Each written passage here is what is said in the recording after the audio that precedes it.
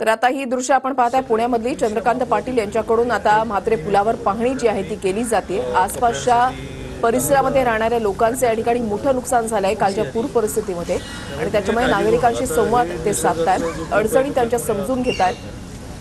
ही थेट दृश्य आपण पाहताय। मोबाईल झालाच नाही, धरणात पाणी साचलं की ते सोडलं नाही, ते धरण फुटलं, ते सोडलं की पाणी पुढे आता तरी सोडणं थांबवलं। दुसरं काय होतं की धरण हे अशाच ठिकाणी असतं की जिथे पाऊस जास्त पडतो, त्याला म्हणतात धरणाची साईड। त्यामुळे तुम्हाला दिसतं की पाऊस कुठे आहे, पण तो तिथे पडत असतो, पडलं की उंची वाढते।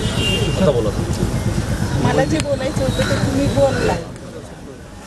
आजपासून माझी 3-4 माणसं एक घराचं डॅमेज झालं आहे, त्यानिमित्ताने नव्हतं झालं असं बरेच दिवस रिपेअर करण्याचं पण काढ आणि